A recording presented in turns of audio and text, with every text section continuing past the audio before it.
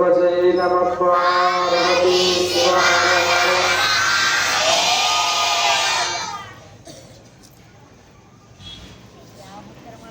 ಚಿಕ್ಕಯ್ಯಪ್ಪ ಕೊಡ್ತಿದ್ದ ಧರ್ಮದರ್ಶಿ ಪೂಜಾರಿ ಕೂಡಿ ಅದಕ್ಕೆ ಬರ್ತಾರ. ಧರ್ಮದರ್ಶಿ ಪೂಜಾರಿ ಇಬ್ರು ಹೊಂಟಾರ ಅಂದ್ರೆ ಊರ್ ಜನ ಅವ್ರ ಜೊತೆ ಬಂದರು.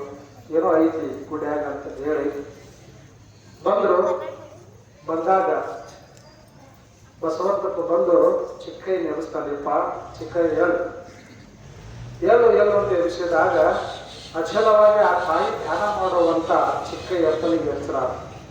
ಯಾಕೆ ಎನಿಸಿದೆ ನನ್ನ ಬಾಂಗ ತೆಗೆದು ಕೊಡ್ತೀಯೇನ, ನಾನು ತಾಯಿಯ ದರ್ಶನ ಮಾಡಬೇಕು ಅಂತ.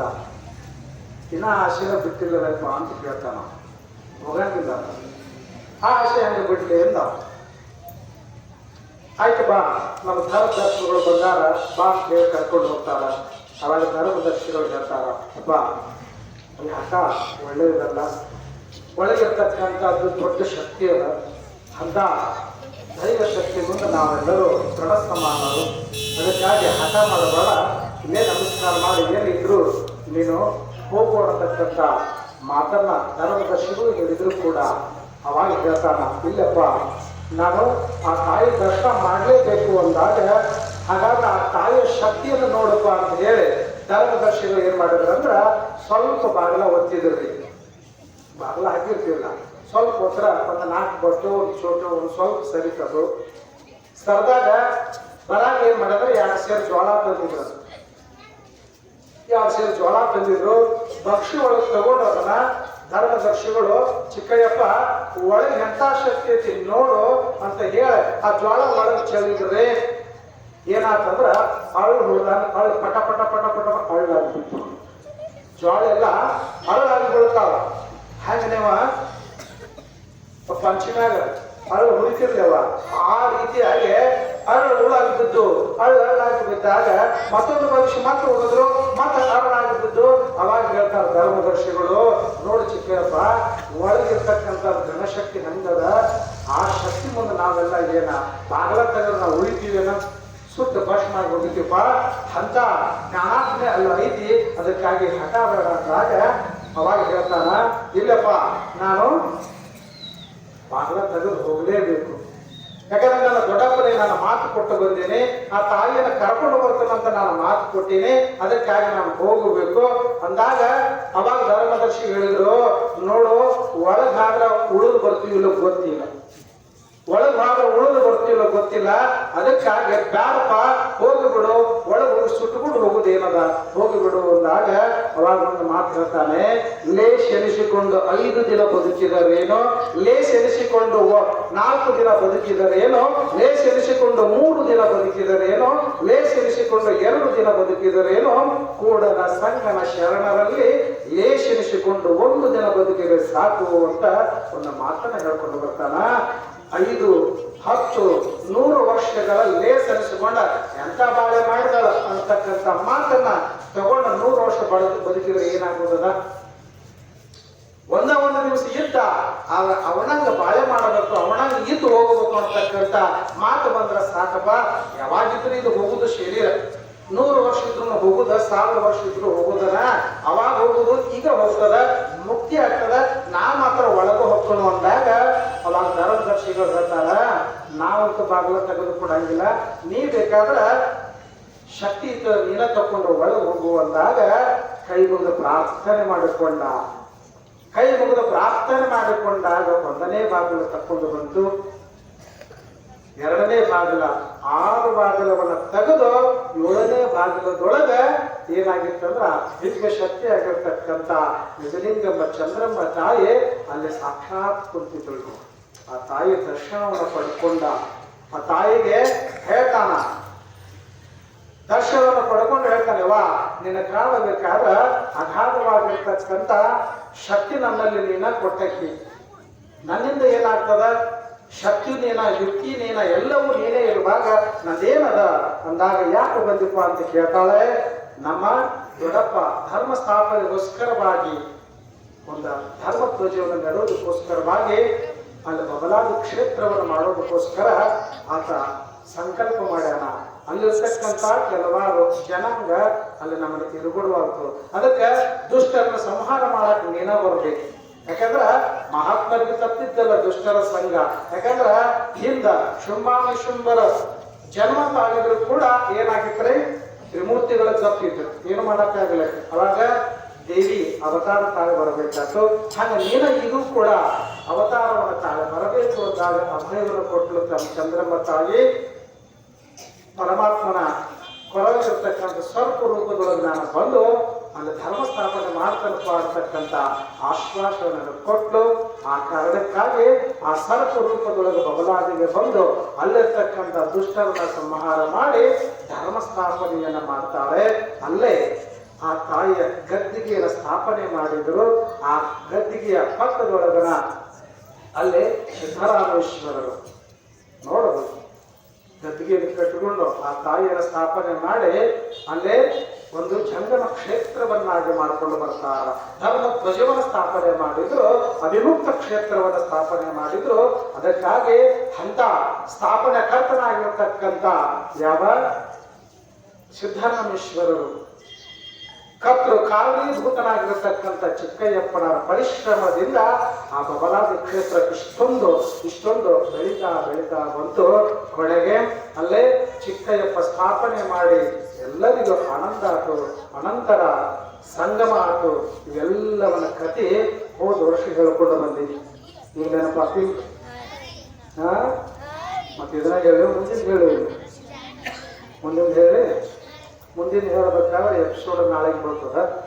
ಅದಕ್ಕೆ ನಾಳಿನ ದಿವಸ ಬಹಳ ಸುಂದರವಾಗಿರ್ತಕ್ಕಂಥ ಚರಿತ್ರೆ ಪ್ರಾರಂಭ ಆಗ್ತದ. ಸಿದ್ದರಾಮೇಶ್ವರರು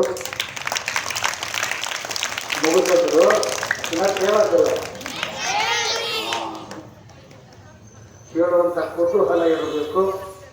ಇನ್ನೊಂದು 2 ನಿಮಿಷ ನಾನು ಮುಗಿಸ್ತೀನಿ. ಮೊದಲ ದಿವಸ ಇಷ್ಟು ಮಂದಿ ಬಂದಿರಿ ನೀವು, ನನಗೂ ಆಶ್ಚರ್ಯ ಆಗಿರ್ತೈತೆ. ನಾನು ಹಂಗೆ ಹೇಳಾಕತ್ತೇನೆ, ಸುಮ್ ಕೇಳ್ಬೇಕಂತ ಅವ್ರು ಬರಾಕತ್ತಾರ ಗೊತ್ತಾಗುವ. ಯಾಕಂದ್ರ ಹೇಳೋದು ತಿಳಿಯಾಕತ್ತಿದ್ರೆ ತಿಳಿಲಿಲ್ಲ ಅಂದ್ರೆ ಹೇಳಿ ಮತ್ತೆ ತಿಳಿಯಂಗಾರೆ ಹೇಳ್ತಾನೆ. ತಿಳಿದಿದ್ಲ ನಾನು ಸಣ್ಣವ ಈಗ ಕಲಿಯಾಕತ್ತೇನೆ. ಕಲಿದೊಳಗೆ ಹೇಳೋ ಹೊತ್ನಾಗ ಏನಾದ್ರು ಹೆಚ್ಚು ಕಡಿಮೆ ಆಗ್ತಿರ್ತಾವ, ಹೌದಿಲ್ರಿ? ಹೆಚ್ಚು ಕಡಿಮೆ ಆಗೋ ಹೊತ್ನಾಗ ನೀನು ಏನ್ ಮಾಡ್ಬೇಕು, ಸಣ್ಣ ಹುಡುಗ ನಡಿ ಹೊತ್ನಾಗ ಎಡಿದ್ರು ಎಬಸ್ಬೇಕು, ಬಿದ್ರು ಎಬಸ್ಬೇಕು, ಅಂದ್ರೆ ಸಮಾಧಾನ ಮಾಡ್ಬೇಕು. ಹಂಗ ಹೇಳೋದ್ರೊಳಗೆ ಹೆಚ್ಚು ಕಡಿಮೆ ಆಗ್ತಿರ್ತಾವ. ಏನಾರ ಒಂದು ಶಬ್ದ ಬರ್ತಿರ್ತಾವ, ಅದನ್ನ ವಾಡ ಮಾಡ್ಕೋಬಾರ್ರಿ. ನಿಮ್ ಹೊಟ್ಯಾಗ ಹಾಕೋರಿ. ಹೊಟ್ಯಾಗ ಹಾಕೋತೀರಿ? ಎಲ್ಲಾನು ಹೊಟ್ಯಾಗ ಹಾಕೋರಿ ಕೇಳಂಗಿಲ್ಲ, ಹೊಟ್ಯಾಗ ಹಾಕೋರಿ, ಹೌದಿಲ್ಲ? ಅದಕ್ಕೆ ಇಂಥ ದಿವ್ಯ ಚರಿತ್ರೆ ಸಿದ್ದರಾಮೇಶ್ವರರು ಸ್ಥಾಪನೆ ಮಾಡಿ ಚಿಕ್ಕಯ್ಯಪ್ಪ ಆ ಚಂದ್ರಗಿರಿ ತಾಯಿಯ ಆಶೀರ್ವಾದದಿಂದ ಮುಂದಿನಿಗೆ ರಚನೆ ಮಾಡಿದ. ಮುಂದಿನ ಭವಿಷ್ಯತ್ ಕಾಲವನ್ನ ಭವಿಷ್ಯವನ್ನ ಬರೆದಿಟ್ಟು ಹೋದ.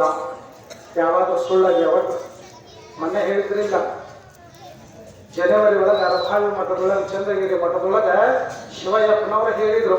ಏನ್ ಹೇಳಿದ್ರು? ಜನವರಿಗಳು ಹೇಳ್ಯಾರ 2026 ಇಸ್ವಿಗಳ ಏನ್ ನಡೀತದ ಮುಂದಿನ ದಿನಮಾನದೊಳಗಿನ ಕೆಲವಾರು ದಿವಸಗಳೊಳಗಂದ್ರ ಯುದ್ಧಗಳನ್ನಾಗಿ ನಡೀತಾವ. ಒಂದು 2-3 ದೇಶಗಳ ಹೆಸರು ಹೇಳಿ ನಮ್ಗೆ ಹೋಗ್ತಾ ಓಡತಕ್ಕಂಥದ್ದು ನಡೆಸಿದ್ದು. ಈಗ ಯುದ್ಧ ನಡೆದ್ಬಿಟ್ಟ. ಎದಕ್ಕಾಗಿಲ್ಲ? ಪ್ರತಿಷ್ಠೆಗಾಗಿ. ಎಲ್ಲ ಇವರು ಜನಸಾಮಾನ್ಯರನ್ನ ಹತ್ತು ಹೋಗ್ತಾರೆ, ಮತ್ತೇನ್ ಆಗಂಗಿಲ್ಲ. ಪ್ರತಿಷ್ಠೆಗಾಗಿ ಎಲ್ಲರೂ ಆನಂದದಿಂದ ಸೌಖ್ಯದಿಂದ ಇದ್ರೆ ಏನೂ ಆಗಂಗಿಲ್ಲ. ಪ್ರತಿಷ್ಠೆಗಾಗಿ ನನ್ನ ವೆಚ್ಚ ಶಸ್ತ್ರಾಸ್ತ್ರವು ನಿನ್ನ ವೆಚ್ಚಿಸ್ತಾರೆ. ಯಾವಾಗ ಯುದ್ಧ ಮಾಡಿರಿ, ಯಾವಾಗ ಬಡದಾಡಿಲ್ಲ, ಇದಕ್ಕೆ ಗೊತ್ತಿರ್ತೀವಿ ನಾವು, ಹೌದಿಲ್ಲ? ಏನೂ ಆಗಂಗಿಲ್ಲ. ಕದನದಿಂದ ಯಾರೂ ಬದುಕಿ ಉಳಿದಿಲ್ಲ. ಸಹಬಾಳ ಪ್ರೀತಿಯಿಂದ ನಾವು ಹೋದ್ರೆ 4 ದಿವಸ ಆರಾಮಾಗಿ ಊಟ ಮಾಡಿ ಹೋಗ್ಬೋದು. ಬಡದಾಡ್ಕೊಂಡು ಹೋಗ್ತೀವಿ ಅಂದ್ರೆ ನಿನಗೂ ನೆಮ್ಮದಿ ಇಲ್ಲ, ನನಗೂ ನೆಮ್ಮದಿ ಇಲ್ಲ. ಅದಕ್ಕಾಗಿ ನಾವೇನ್ ಮಾಡ್ಬೇಕಂದ್ರ ಈ ಸಹಬಾಳ್ವೆ ಅನ್ನತಕ್ಕಂಥದ್ದನ್ನು ನಡೆಸ್ಕೊಂಡು ಹೋಗ್ಬೇಕು. ಅದಕ್ಕೆ ಆ ಬಬಲಾದಿಯ ಪರಂಪರೆಯೊಳಗೆ ಬಂದಿರತಕ್ಕಂಥ ಪರಮ ಪೂಜ್ಯರು ಏನು ಅಂತ ವಾಕ್ಯಗಳನ್ನು ಹೇಳ್ಕೊಂಡು ಬರ್ತಾರ. ಅವ್ರು ನಿಜವಾಗ್ಲೂ ನಡೀತಾ ಹೊಂಟ ಬಿಟ್ಟಾವ. ಅದಕ್ಕಾಗಿ ನಾವು ಏನ್ ಮಾಡಬೇಕು ಅಂದ್ರೆ ಅಂತ ದಿವ್ಯ ಚರಿತ್ರೆಯನ್ನ, ಅಂತ ಮುಂದಿಗೆಯನ್ನ ಕೆಲವು ನೂರಾರು ವರ್ಷಗಳ ಹಿಂದನ ಚಿಕ್ಕಯ್ಯಪ್ಪ ಬರೆದಿಟ್ಟು ಹೋಗ್ಯಾರ, ಹೌದಿಲ್ಲ? ಚಿಕ್ಕಯ್ಯಪ್ಪ ಬರೆದಿಟ್ಟು ಹೋಗ್ಯಾನ. ಅಂತ ಚರಿತ್ರೆಯನ್ನ ನಾವು ನೀವು ಕೇಳಾಕತ್ತೀವಿ. ಮುಂದಿನ ಆ ಚರಿತ್ರೆ ಆ ಸದಾಶಿವಪ್ಪನ ಅವತಾರ ಆಗ್ತದ. ಆತನ ಅವತಾರ ಯಾವ ರೀತಿಯಾಗಿ ನಡೀತದ, ಮುಂದಿನ ಲೀಲೆಗಳು ಯಾವಾಗ್ತವ, ಅವೆಲ್ಲವನ್ನು ನೀವು ಸವಿಸ್ತಾರವಾಗಿ ನನಗೆ ತಿಳಿಸೋದನ್ನು ಅಷ್ಟಾಗಿ ಹೇಳ್ತಾನೋ. ನಾಳೆ ದಿವಸ ನಮ್ಮ ಹಿರಿಯರು ಕಾರ್ಯಕರ್ತರು ಮಾರ್ಗದರ್ಶನ ಮಾಡಿದ್ರು. ನೀವು ತಿಳಿದಾಗ ಬಂದು ಹೇಳುವುದಲ್ಲ, ನಾವು ತಿಳಿದಾಗ ಬಂದು ಕೇಳುವುದಲ್ಲ, ಅದಕ್ಕೊಂದು ಸಮಯ ತೊಂದಿರ್ತೈತಿ, ಹೌದಿಲ್ಲ? ಸಮಯ ತೊಂದಿರ್ತದ. 7 ಗಂಟೆಗೆ ನೀವು ಇಲ್ಲಿ ಇರಬೇಕು, ಕರೆಕ್ಟ್ 7 ಗಂಟೆಗೆ ನಾನು ಇರ್ತೀನೋ, 8 ಗಂಟೆಗೆ ಅಂದ್ರೆ ಮುಕ್ತಾಯ ಮಾಡೋದಲ್ಲ. ನಾಳೆ ಹೇಳೋದ ಕೋಣೆ 7ಕ್ಕೆ ನೀವು ಇರಿ, ಕೋಣೆ 7ಕ್ಕೆ ನಾನು ಬರ್ತೀನೋ. 7 ಗಂಟೆಗೆ ಪ್ರಾರಂಭ ಮಾಡಿ 8 ಗಂಟೆಗೆ ಮುಗಿಸೋನು.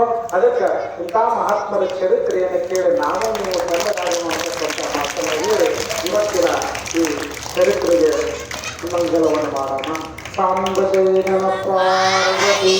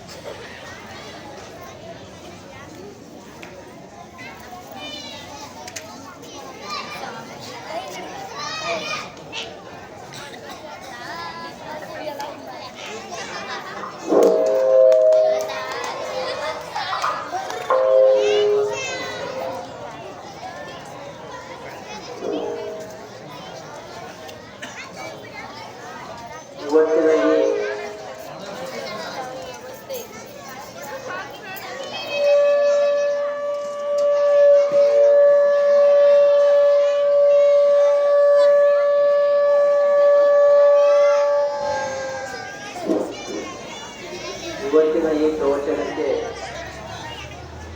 ಒಂದೇ ದಿವಸ ಗುರುಗಳು ಹೇಳಿದ್ರೆ ಈಗ ಆಗಮಿಸಿಲ್ಲ, ಇನ್ನೊಂದು ಗುರುಗಳು ಭಾಳ ಖುಷಿ ಆಗೈತಿ.